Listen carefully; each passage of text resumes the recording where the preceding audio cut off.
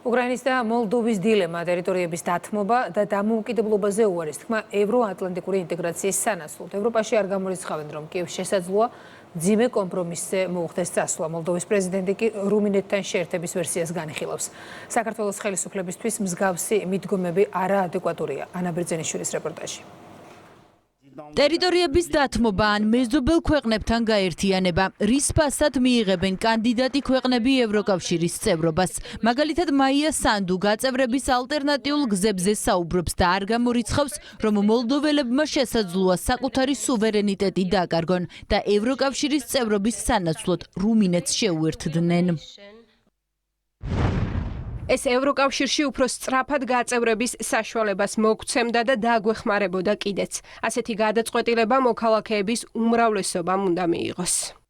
მაია სანდუმ არ გამორიცხა მოლდოვის გაწევრების შესაძლებლობა არაღიარებული დნესტრისპირეთის გარეშე. ეს შესაძლო გამოსავალია. იმავე ვითარებაშია კიევი. გერმანიის კანცლერის განცხადებით უკრაინას შესაძლოა ტერიტორიის დაკარგვაზე დათანხმება მოუწიოს.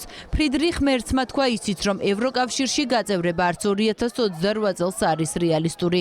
ევროკავშირის გარდა უკრაინის გაწევრების პერსპექტივას ვერ ხედავენ ვერც ნატოში. ეს განცხადება უკვე ევროკომისარ ანდრიუს კუბილიუსს ეკუთვნის. მოდით ვიყოთ რეალისტები, ახლა ნატოში უკრაინის გაწევრება არ განიხილება. უფრო ეფექტიანი იქნება ახალი ინსტრუმენტების გამონახვა, რომელიც მთელი ევროპის სამხედრო შესაძლებლობების ინტეგრაციაზე იქნება მიმართული. რაღაც ეტაპზე უკრაინა ხელს მოაწერს ცეცხლის შეწყვეტის შეთანხმებას, რაღაც ეტაპზე კი იმედია, რომ რუსეთთან სამშვიდობო შეთანხმებაც დაიდება. ამის შემდეგ კი შესაძლოა უკრაინის ტერიტორიის ნაწილი უკრაინული აღარ იყოს. თუკი პრეზიდენტი ზელენსკი ისურვებს, რომ ეს თავის მოსახლეობას აცნობოს და უმრავლესობის თანხმობა მოიპოვოს და თუ ამისთვის რეფერენდუმის ჩატარება დასჭირდება, მაშინ ხალხს ისიც უნდა უთხრას, რომ მე ამით თქვენ ევროპისკენ გზა გაგიხსენითო. სახელისუფლებო გუნდისთვის მსგავსი მიდგომები არაადეკვატურია. დააზიანებს ევროკავშირის კანდიდატი ქვეყნების ინტერესებს.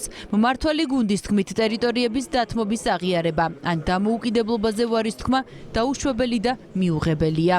გახსოვს ის შეპირებები გულზამ ჯიხის თქმით ევრობიუროკრატებიდან თუ როგორ შეიყვნენ აუცილებლად უკრაინას ევროკავშირში. აქამდეც მოგვისმენია მოლდოვის პრეზიდენტისგან თუ როგორ არის მზად დამოუკიდებელი ქვეყნის სახელმწიფოს ლიდერი უარი თქვას საკუთარი ქვეყნის დამოუკიდებლობაზე, სუვერენიტეტზე. მან ფაქტობრივად დაადასტურა ის, რომ მისთვის, როგორც სახელმწიფოს მეთაურისთვის, როგორც პოლიტიკური ლიდერისთვის, ფაქტობრივად ჩალის ფასი აქვს სახელმწიფო დამოუკიდებლობას, ეროვნულ იდენტობას. ჩვენ გვესმის იმგვარი განცხადებები, რომელიც ძალიან რთულია რაიმე პოზიტიურ იმედს იძლეოდეს უკრაინელი ხალხისათვის. ჩვენი გუნდი ყოველთვის იდგა ქართველი ხალხის იმედზე და მომავალშიც გვაქვს სწორედ ქართველი ხალხის იმედი.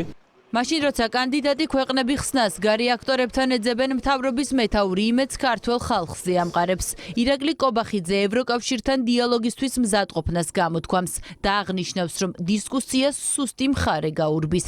როგორც დავინახავთ მზაობას ევროპული ბიუროკრატიის მხრიდან, რომ განახლდეს დიალოგი საქართველოს ხელისუფლებასთან, მაშინვე სულ ღიაობას ვაჩვენებთ, თუმცა ჯერჯერობით ხედავთ, რომ მათი დამოკიდებულება არის განსხვავებული, ხედავთ, რომ არის ერთგვარი საბჭოური მიდგომა, როდესაც ეშინიათ დიალოგის, ეშინიათ დისკუსიის, დიალოგის ეშინია სუსტ ხარეს, სუსტ არგუმენტებში. ევროკავშირის კანდიდატი ქვეყნების მთავრობების პოზიცია განსხვავებულია. თუ მოლდოვა სუვერენიტეტის დაკარგვის, ხოლო უკრაინის შემთხვევაში ტერიტორიების დათმობის ვერსიას განიხილავენ, საქართველოს ევროკავშირში მხოლოდ სუვერენიტეტისა და ქართველი ხალხის ინტერესების დაცვით ისწრაფვის.